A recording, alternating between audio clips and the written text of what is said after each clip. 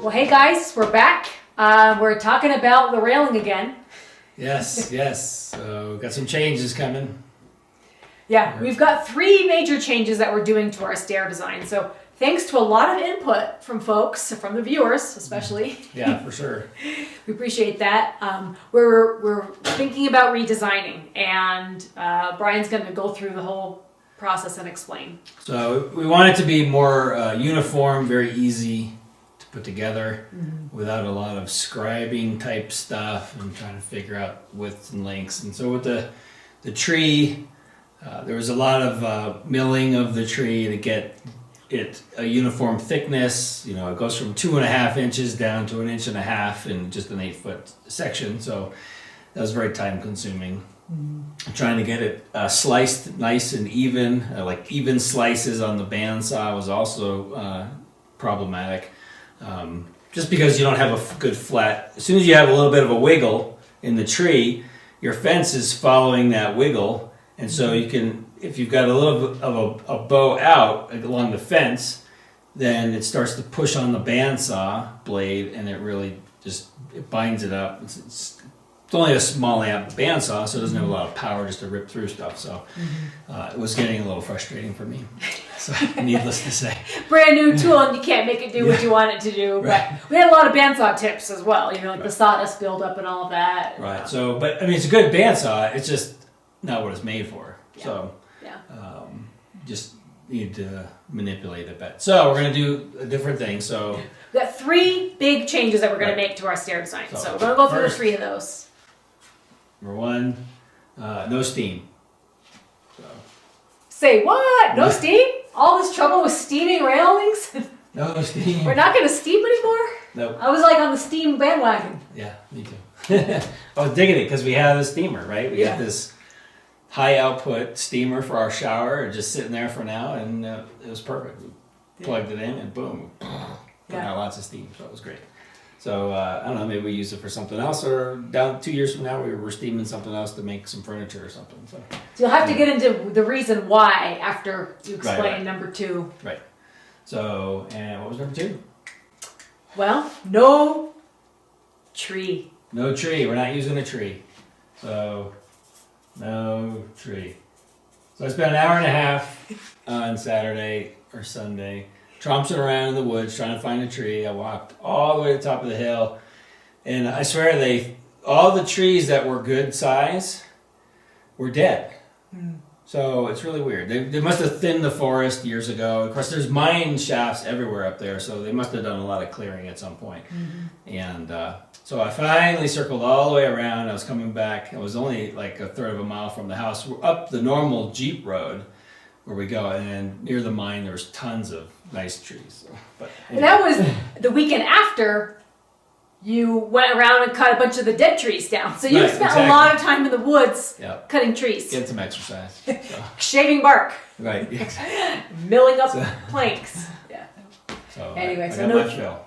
Okay. So we'll just explain that, and then number 3, the big change we're making is we're changing the mounting attachment point on the posts. So the balusters or spindles, however you want to call them, is going to be a different method. So, and I'll show you that in just a second. So, new attachment. So 3 big changes. And I got a little bit of a light drawing. So let me show you. So I've got a little bit of a drawing here. I'll outline it. This will be a view of the post from the outside looking towards the main post here. So, and stay tuned at the end of this video. We're going to do another photo giveaway. So you guys don't want to miss that. It's not as much of an action-packed video of work today, but we're explaining sort of the process that Brian's going to go through on the next work day. Right. Important changes. I guess that's Friday. so if this is the post, we still have the slope of the staircase here. We have a little bit of the post sticking up. So this is not to scale by any means. This is going to be 2 to 3 inches of height of a little finger coming off the post. And so that's that view. And then, so let me flip it over and I'll give you the uphill view. So looking up the staircase,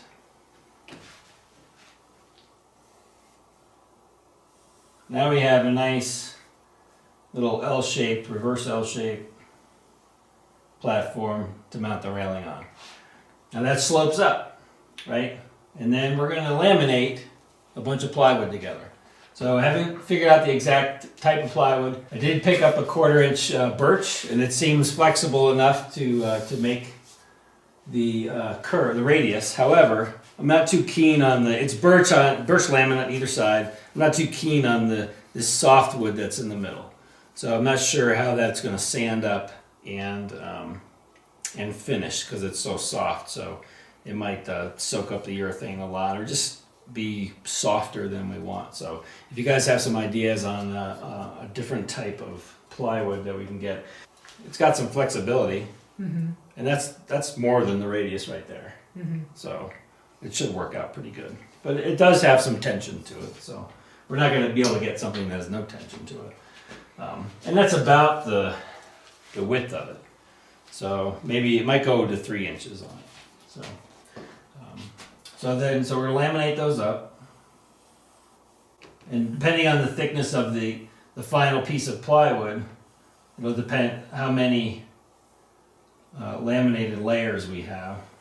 What was the thickness you're going for the rail? Between like 1.5 inches and 1 3/4. Probably be happy with even 2 inches, but something's got some meat to it. At least 1.5 inches, so somewhere between there. And then, so here's the thing. So we're going to use while we're building it, we're going to put a piece of angle iron, just a small piece, on the top here. Where's that little? Oh. So, and I'll screw it.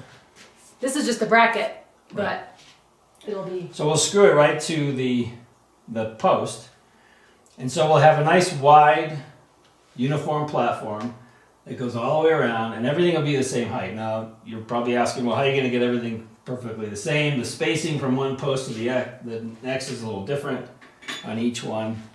This handy band strapping that we got to wrap the post with, I've got plenty of this, so I can cut a 20-foot, 21-foot piece of pipe, and I can strap, and I can clamp it right to the posts and wrap it all the way up. And then that'll give me a guide to make a mark, and then trim off this little L piece exactly the same height. So, because you can't bend this, you can only bend it this direction. You can't bend it in the other axis, just because it's so stiff. So as it goes up, we'll be able to keep a nice uniform spiral or helix up to the top. So that'll help us keep everything level on the way up. So that's our plan. That is the plan. So we got the glue ordered. We got glue recommendations from Todd E. Yep. The Wedgwood plastic resin glue. So that's on order. Getting that delivered, I think Saturday. Right. So then once that, and what we'll do is we'll before we put this piece of angle iron on there, we'll drape some brown paper like that, kind of try and hold it up and over that. So when we're laminating everything together, any glue drippage will just get on the paper and not get on the staircase. So we're going to do it in place. Yes, we're going to definitely do it in place. This is like the mold. And then once we're done, we can lift it up. We can unscrew this bracket and then put that back down. We can also sand it at the same time. Take a router, route a nice radius on the upper edge, and then just sand the bottom lightly, just make sure it looks nice. Then we can put a couple nice bolts. Just those timber locks will work perfect right through here, like that. Boom. And that'll really secure it to the posts. And then we're just going to use the wood for the posts on the end, right attached from one stair to the next. In between, we're going to use some like a square tubing, standard spindle. Yeah. So it's like a wrought iron type spindle.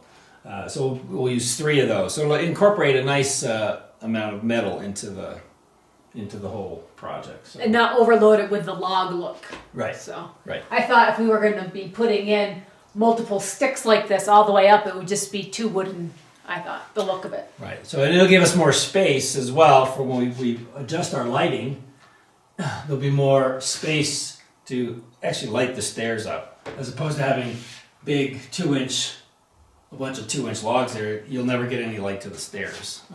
There you have it. There you have it. That's our new plan. Our new plan. So, yeah, love to hear what you guys think. It's a little bit less rustic, less raw without the trees, and it should still, be pretty sturdy, with the way all the laminates are. So we're incorporating a few different techniques. We've got the rustic look of the logs for the stairs and the center post. We've got some rustic logs for the spindles. Then we're incorporating some more fine woodworking into the railing using the plywood, and then some metal incorporated into give it that industrial or just metal. Contrast. Yeah, some contrast. Yeah, exactly. Good word for it. So. Yeah, so that's it. So I guess the next steps would be this weekend is figuring out what plywood we're going to use. So any woodworkers want to chime in on that, we'll take that advice. It has to be easily sourced. Yeah. I don't have to order it from Timbuktu. And I do know that they make those, what do you call them? It's the railings that are all pre-sliced for bending. But they're all made, they're like a hardwood, and they're all pre-shaped into a standard railing shape. That I don't want. We don't want a standard railing shape up there because it certainly wouldn't fit into this look. And it's got that, hourglass kind of shape to it. So. Okay. Yeah, so we have to do strips that are in the square fashion so it'll fit the bracket idea that Brian has. And then we can route to whatever edge we want. You probably just a round over or something like that. So, and then the other step would be doing the railing adjustment. So getting those measurements, cutting, and then placing the brackets. Right. That'd be the next step. And so we'll put a bracket. We'll put a bracket on the big post down here. We'll secure it up on the last post at the top. So there really won't be a lot of tension. So there'll be tension where the joints are, and we'll have to support the post on wherever the joint is, the post on either side, we'll have to support that because that's where your tension to want to bow out is going to be until it's all glued together. Right? Once it's all glued together, then the tension is going to be, well, there won't be any tension because it's all glued together. So, but we'll have a bracket on this one holding this end, so that one's fixed and it won't budge anywhere. We'll only be bending against the one end. So. All right, well, that's the plan, guys. Can we pull it off? Is it going to work? Gotta stay tuned for the ending of this. I can't wait to see it myself. But don't go anywhere because I do want to do one more photo giveaway. So we've got 3 to go. We've got the lake scene. Again, this is on the nice metal. It's got the nice mount on the back already.